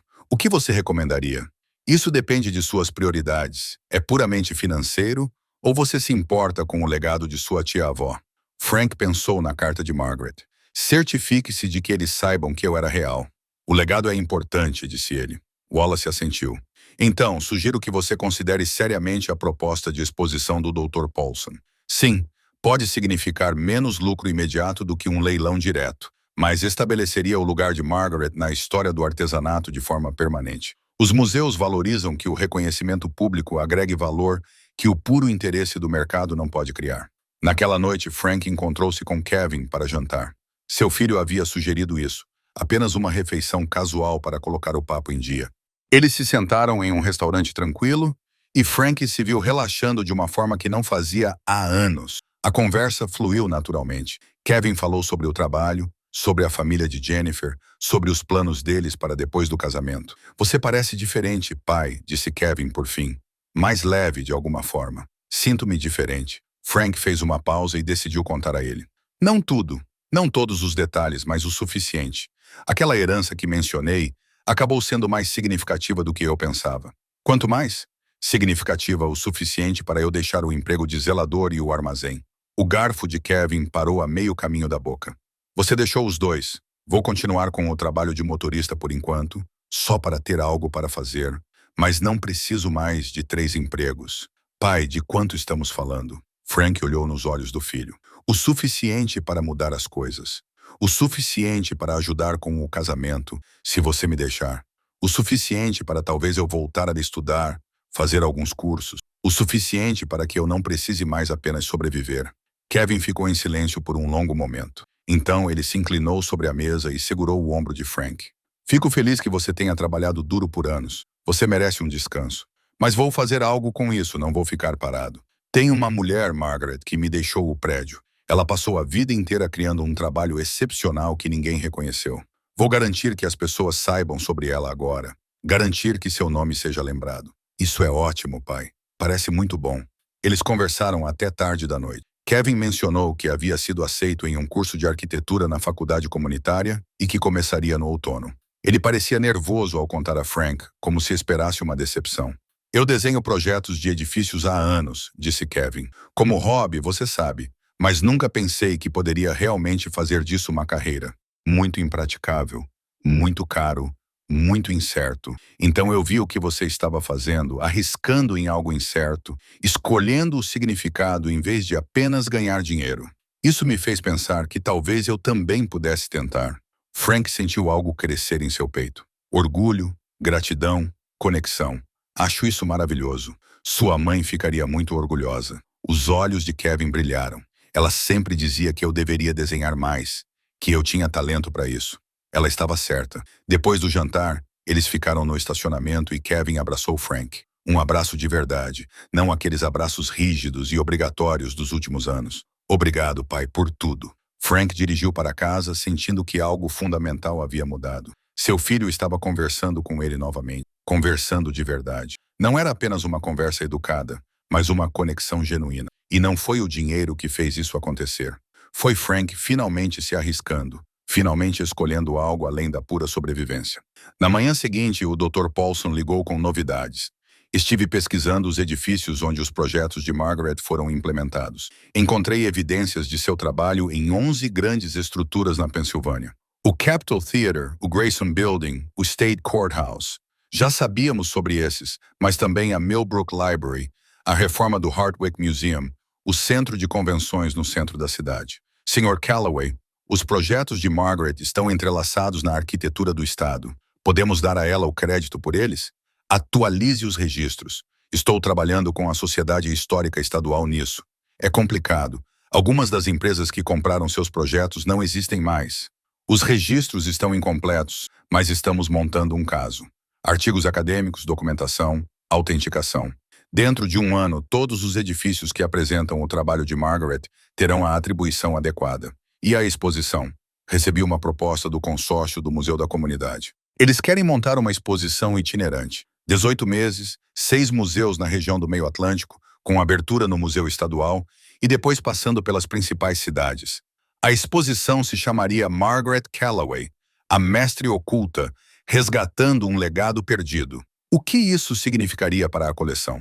Eles estão oferecendo a compra de 20 peças selecionadas para suas coleções permanentes pelo valor avaliado. O restante, você poderia vender em leilão ou venda privada. O pacote financeiro total seria de cerca de 2 milhões garantidos, mais o que você ganhar com as peças restantes. Frank fez as contas. Menos do que os 5 milhões estimados pela casa de leilões, mas garantido e estável. Há mais uma coisa. O Dr. Paulson disse, se você concordar com a exposição, precisará se envolver. Aparições públicas, entrevistas, discursos na inauguração. A história de Margaret precisa de uma voz, e você é da família dela. Você se sentiria confortável com isso? Frank pensou na carta de Margaret. Certifique-se de que eles saibam que eu era real. Sim, ele disse. Eu posso fazer isso. O contrato do consórcio do Museu da Comunidade Britânica chegou 3 dias depois. Frank sentou-se à mesa da cozinha com Wallace, seu advogado, e leu o contrato página por página. A linguagem era densa, cheia de termos como direitos de exibição perpétua e documentação de proveniência. Mas Wallace explicou cada seção pacientemente. A oferta principal é sólida, disse Wallace. 20 peças compradas diretamente para a coleção permanente por um total de 2,1 milhões. Exposição itinerante das peças restantes por 18 meses, durante os quais você mantém a propriedade. Mas concorde em não vender. Após a exposição, você está livre para vender as peças restantes como quiser. E o cronograma? A exposição abre em 6 meses. Eles precisam desse tempo para conservação, emolduramento, produção do catálogo e marketing. Você seria obrigado a participar do evento de abertura e de pelo menos 2 das paradas da turnê. Frank pensou em ficar em um museu, falando sobre Margaret para uma multidão de estranhos. A ideia o deixava nervoso, mas também parecia certa. Era isso que Margaret queria. Reconhecimento, reconhecimento de que seu trabalho era importante. Há uma oferta alternativa que você deve considerar, disse Wallace, deslizando outra pasta pela mesa. A Ashford Auctions aumentou sua estimativa. Agora eles estão projetando de 4 a 6 milhões se leiloarmos a coleção completa. Sem exigência de exposição, sem aparições públicas, apenas uma venda direta. Os números estavam entre eles, nítidos e claros. 6 milhões contra 2 milhões. Segurança financeira, além de tudo que Frank havia imaginado contra um valor garantido, mas menor. O que você faria? Frank perguntou. Wallace sorriu levemente. Sou seu advogado, não seu consultor financeiro. Mas se você está pedindo minha opinião pessoal, acho que já sabe o que é importante para você. Frank olhou para os contratos. 6 milhões de dólares. Ele poderia garantir o futuro de Kevin, comprar uma casa, nunca mais trabalhar. A escolha prática, a escolha inteligente. Mas ele pensou na carta de Margaret, na esperança dela de que alguém garantisse que seu trabalho fosse lembrado. Sobre Kevin, dizendo que a disposição de Frank em escolher o significado em vez do lucro máximo o inspirou a seguir a arquitetura. Vou aceitar a oferta do museu, disse Frank. Wallace assentiu, sem surpresa. Vou redigir sua aceitação e negociar alguns termos menores. Você está fazendo uma boa escolha, Frank. Algumas coisas valem mais do que seu valor de mercado. Naquela noite, Frank ligou para Kevin para contar-lhe sobre a decisão. Você recusou 6 milhões de dólares americanos. Kevin parecia atordoado. Não estou recusando dinheiro. Estou apenas escolhendo um caminho diferente. A oferta do museu ainda é mais do que eu jamais sonhei em ter. Mas pai, 6 milhões. Kevin, sua tia-avó passou a vida inteira criando um trabalho excepcional que ninguém valorizou. Ela morreu sozinha pensando que tinha falhado. Tenho a chance de mostrar ao mundo que ela não falhou, que seu trabalho foi importante. Isso tem valor para mim. Kevin ficou em silêncio por um momento. Você está certo. Não estou abandonando nada. Estou caminhando em direção a algo melhor. As semanas seguintes foram uma agitação de atividades. A equipe do Dr. Paulson trabalhou sem parar preparando as peças para a exposição. Especialistas em conservação limparam e restauraram o que era necessário, embora o armazenamento cuidadoso de Margaret significasse que a maioria das peças precisava de pouco trabalho. Fotógrafos documentaram tudo. Redatores de catálogos redigiram descrições. Frank visitava o prédio com frequência, observando a transformação. A sala lacrada estava sendo cuidadosamente esvaziada, cada peça catalogada e embalada para transporte até as instalações de conservação do museu. Certa tarde, a doutora Paulson o chamou para ver uma coisa. Encontramos isso escondido atrás de uma das prateleiras. Ela lhe entregou uma pequena fotografia em uma moldura manchada. A foto mostrava uma Margaret mais jovem, talvez na casa dos 40 anos, em pé nesta mesma sala. Ela usava roupas de trabalho, o cabelo preso para trás, as mãos manchadas com pó de metal.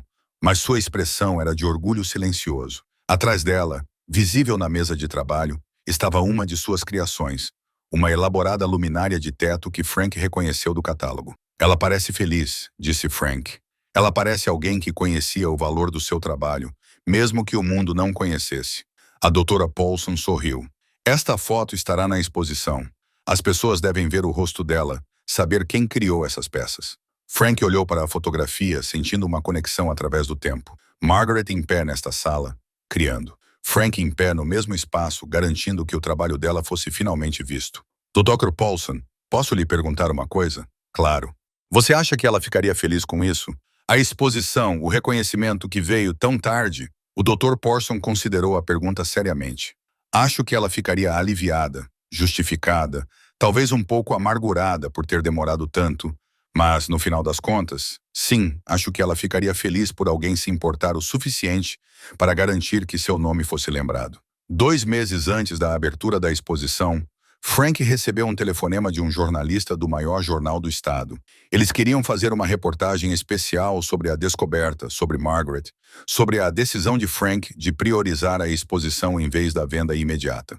Frank concordou com a entrevista, embora suas mãos tremessem um pouco quando o jornalista chegou ao seu apartamento com um fotógrafo. A entrevista durou 2 horas. Frank falou sobre o trabalho de Margaret, sobre a descoberta da sala lacrada, sobre como soube da luta dela por reconhecimento. Ele mostrou ao jornalista fotografias das peças de Margaret, leu trechos do diário dela, falou sobre seus próprios anos de trabalho invisível e como a descoberta da coleção de Margaret mudou sua perspectiva. Por que você escolheu a exposição no museu em vez do leilão? O jornalista perguntou. Frank pensou cuidadosamente antes de responder. Porque minha tia-avó passou a vida criando coisas bonitas que ninguém valorizava. Ela morreu pensando que seu trabalho não importava. Não posso mudar o fato de que ela se foi, mas posso garantir que as pessoas saibam o que ela criou.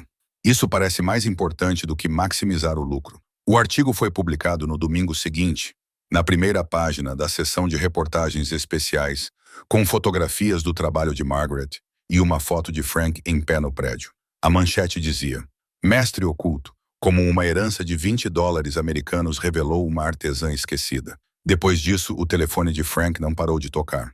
Canais de televisão queriam entrevistas, revistas de arte solicitavam reportagens especiais, colecionadores perguntavam se ainda havia peças disponíveis para venda privada. Kevin ligou animado. Pai, todo mundo na escola está falando sobre o artigo. Minha professora mostrou na aula. Ela disse: o que você está fazendo, priorizando o reconhecimento histórico em vez do lucro, é exatamente o tipo de gestão que o mundo da arte precisa mais. Frank sentiu o orgulho crescer em seu peito, não apenas pelo que estava fazendo, mas pelo respeito evidente de seu filho por isso. A exposição abre em 4 meses. Frank disse: quero você lá, você e Jennifer. Não perderíamos isso por nada. Depois de desligar, Frank sentou-se em seu apartamento, o mesmo pequeno espaço em que morava há 3 anos, embora agora pudesse pagar por algo melhor, e percebeu o quanto havia mudado. Não apenas suas circunstâncias, mas ele mesmo.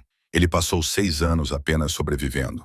Agora, estava vivendo com um propósito. Margaret lhe deu mais do que dinheiro. Ela lhe deu uma razão para acreditar que o trabalho invisível e a dedicação paciente poderiam, eventualmente, ser vistos e valorizados. A exposição foi inaugurada em uma noite fria de outubro. Frank estava na galeria principal do museu, vestindo um terno que Kevin o ajudara a escolher.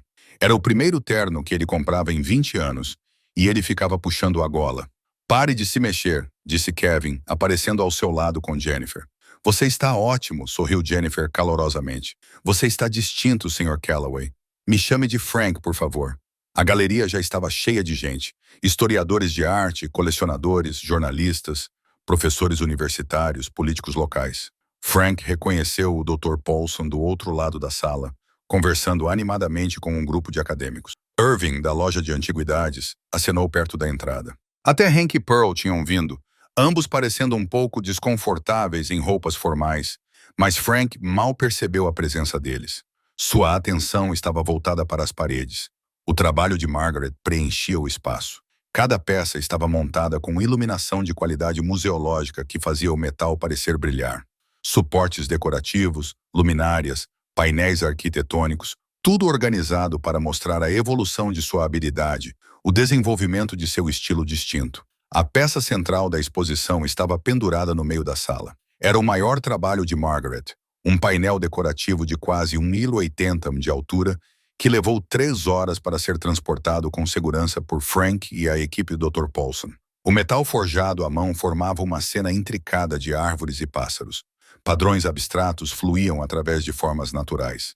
A luz brincava na superfície, criando profundidade e movimento. Abaixo dela, uma placa dizia Margaret Elenna Calloway, painel florestal 1986, aço e ferro forjados à mão da coleção de Frank Calloway. Frank ficou diante dela impressionado.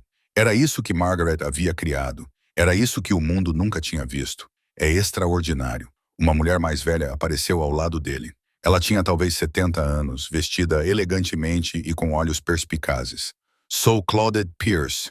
Fui vizinha de Margaret em Ashford por 15 anos. Frank virou-se para ela. Você a conhecia?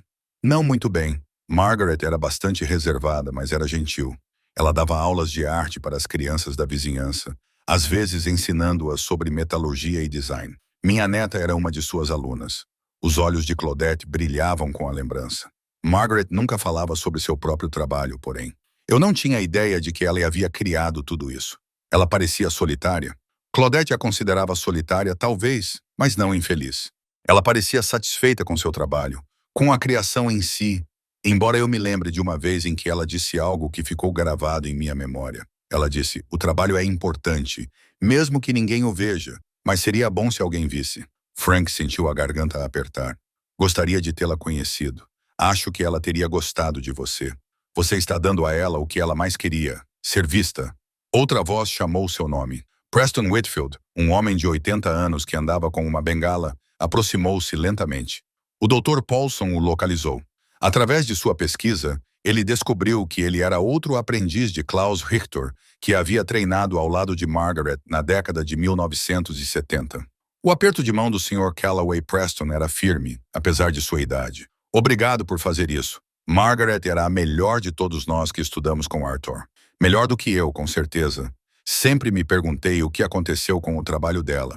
Você trabalhou com ela por 2 anos. Sim, ela era brilhante. Richter disse que ela tinha o melhor olho para design que ele já tinha visto, mas ela lutou para encontrar reconhecimento depois que o estágio terminou. A indústria não era gentil com as mulheres, especialmente no trabalho artesanal. Eu conseguia encomendas facilmente. Margaret tinha que lutar por todos. A expressão de Preston era triste.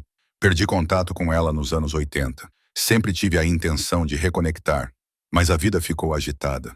Agora me arrependo disso. Frank conduziu Preston pela exposição, ouvindo enquanto o velho artesão apontava detalhes da técnica de Margaret e explicava o que tornava cada peça excepcional. Outros convidados se reuniram ao redor para ouvir os comentários de Preston. Este trabalho em espiral aqui, disse Preston, indicando um suporte decorativo. Este é o método RTOR puro. Vê como o metal flui sem transições bruscas? Leva anos para dominar isso. Margaret aperfeiçoou essa técnica. À medida que a noite avançava, Frank se viu envolvido em uma conversa após a outra. As pessoas queriam saber sobre a descoberta, sobre Margaret, sobre sua decisão de montar uma exposição em vez de vender imediatamente. Kevin ficou por perto, oferecendo apoio silencioso. Em determinado momento, ele puxou Frank de lado e apontou para um painel na parede que mostrava fotografias arquitetônicas de edifícios onde os projetos de Margaret haviam sido implementados, mas sem os devidos créditos. O Dr. Paulson me contou sobre isso, sobre como o trabalho de Margaret foi usado, mas seu nome foi omitido. Era uma prática comum. Frank disse que as empresas compravam seus projetos por um preço baixo, implementavam-nos e ficavam com o crédito. Isso não está certo. Não, mas estamos corrigindo isso agora. A Sociedade Histórica está atualizando todos os registros. Dentro de 6 meses, todos os edifícios que utilizam os projetos de Margaret terão placas de atribuição adequadas. Kevin estudou as fotografias. Pai, posso lhe dizer uma coisa? Quando decidi estudar arquitetura, parte disso foi ver o que você fez aqui, escolhendo honrar o trabalho de alguém em vez de ganhar dinheiro. Isso significou muito para mim. Frank sentiu a emoção crescer. Sua mãe ficaria muito orgulhosa de você. Estou orgulhoso de você. Eles ficaram juntos, pai e filho, em frente ao trabalho de Margaret. A doutora Paulson se aproximou do microfone preparado para os discursos. A multidão se acalmou. Obrigada a todos por terem vindo esta noite, ela começou. Estamos aqui para celebrar a redescoberta de uma artista excepcional, cujo trabalho ficou escondido por décadas. Margaret Elenena Calloway foi uma mestre artesã treinada por um dos maiores metalúrgicos do século XX. Suas peças demonstram excelência técnica e visão artística que merecem reconhecimento ao lado de qualquer um de seus contemporâneos. Ela falou por 10 minutos detalhando o treinamento de Margaret, sua luta por reconhecimento e o significado histórico da coleção. Em seguida, convidou Frank para dizer algumas palavras. As mãos de Frank tremiam quando ele se aproximou do microfone. Ele olhou para a multidão, facilmente 200 pessoas, todas ali por causa de Margaret. Nunca conheci minha tia-avó, disse ele com a voz mais firme do que esperava. Mas sinto que a conheço através de seu trabalho. Ela passou décadas criando coisas lindas que quase ninguém viu. Ela morreu pensando que seu trabalho não tinha importância. Mas ela estava errada. Era importante naquela época e é importante agora. Só estou grato por ter tido a chance de garantir que o mundo saiba que Margaret Calloway esteve aqui, trabalhou aqui, criou aqui. Obrigado a todos por me ajudarem a fazer isso. Os aplausos foram sinceros e prolongados. Após os discursos, Frank ficou novamente diante do painel central. Kevin e Jennifer se juntaram a ele, e eles ficaram juntos em silêncio, olhando para a obra-prima de Margaret. Ela ficaria feliz esta noite, disse Kevin baixinho. Frank pensou na carta de Margaret, na sua esperança de reconhecimento, no seu apelo para não ser esquecida. Sim, concordou ele. Acho que ela ficaria. 3 meses após a inauguração da exposição, Frank sentou-se a uma pequena mesa de desenho no seu novo apartamento. Era maior do que o antigo estúdio, com 2 quartos e janelas que deixavam entrar a luz do sol. Um quarto era dele, O outro se tornara um espaço de trabalho onde ele guardava as fotografias de Margaret, o diário dela e sua própria coleção crescente de esboços. Ele se matriculou em uma faculdade comunitária, fazendo cursos introdutórios de arquitetura, história e fundamentos de design. Aos 53 anos, ele era o aluno mais velho na maioria de suas aulas. Mas ele não se importava. Pela primeira vez em décadas, ele estava aprendendo algo apenas porque lhe interessava, não porque pagava as contas. As contas não eram mais uma preocupação. O consórcio do museu havia concluído a compra de 20 peças, e Frank havia vendido outras 30 por meio de vendas privadas cuidadosamente selecionadas para colecionadores que apreciavam o trabalho de Margaret. As peças restantes estavam armazenadas, aguardando a continuação da exposição itinerante por mais 3 cidades. Seu advogado havia aberto contas, feito investimentos e garantido a segurança financeira de Frank pelo resto de sua vida. Mas o dinheiro que Frank havia descoberto não era a parte importante. Seu telefone tocou. Kevin ligou durante o intervalo do almoço entre as aulas de arquitetura. Ei, pai, uma pergunta rápida sobre estruturas de suporte de carga. Você abordou isso na aula de história, certo? Eles conversaram por 20 minutos. Frank pegou seu livro didático para procurar detalhes. Kevin explicou seu projeto atual. A facilidade entre eles ainda era nova o suficiente para parecer preciosa. Agora eles conversavam quase diariamente. Normalmente não sobre nada importante, apenas pequenos detalhes da vida que contribuem para a conexão. Jennifer e eu queremos convidá-lo para jantar neste fim de semana, disse Kevin antes de desligar. Nada sofisticado, apenas nós 3. Eu adoraria. Após o término da ligação, Frank voltou ao seu esboço. Ele estava trabalhando em um problema de design para a aula, uma renovação teórica de um edifício histórico, incorporando elementos modernos e respeitando a arquitetura original. Era um desafio que fazia seu cérebro funcionar de maneira diferente do que havia feito em anos. A campainha tocou. Frank abriu a porta e encontrou Pearl parada no corredor segurando um prato coberto. Achei que você não estivesse cozinhando muito, com todo esse estudo, disse ela, passando por ele e entrando no apartamento. Fiz lasanha para você. Pearl, você não precisava fazer isso. Eu sei que não precisava. Eu quis fazer. Ela colocou o prato na geladeira e se virou para examinar o espaço de trabalho dele. Olha só você voltando a estudar. Nunca pensei que veria o dia em que Frank Callaway não estaria se matando de trabalhar. Eu também nunca pensei que veria isso. Ela pegou um dos esboços dele e o examinou com um olhar crítico. Isso está bom. Você tem talento para isso. Estou aprendendo devagar. É a única maneira que vale a pena aprender. Pearl colocou o esboço na mesa e olhou diretamente para ele. Você parece feliz, Frank. Realmente feliz. Não apenas sobrevivendo. Estou. Pela primeira vez em muito tempo, sinto que estou fazendo algo importante. Não apenas sobrevivendo, mas realmente vivendo. Pearl assentiu, satisfeita. Ótimo. Você merecia uma pausa. Todos aqueles anos trabalhando em 3 empregos, mal conseguindo se manter à tona. Fico feliz que algo finalmente tenha dado certo para você. Depois que ela saiu, Frank caminhou até a fotografia emoldurada em sua mesa. Margaret em sua oficina, com orgulho e determinação no rosto. Ao lado havia outra moldura. Frank, Kevin e Jennifer, na abertura da exposição, os 3 sorrindo. Seu laptop apitou com um e-mail. O Dr. Paulson, com uma atualização sobre a turnê da exposição. A participação havia excedido as projeções em todos os locais. 3 artigos acadêmicos sobre o trabalho de Margaret estavam em andamento. A Sociedade Histórica Estadual havia instalado novas placas de atribuição em 4 edifícios com seus projetos, com mais por vir. Margaret Callaway não é mais uma nota de rodapé. O Dr. Paulson escreveu. Ela está sendo reconhecida como uma figura significativa no artesanato americano do final do século XX.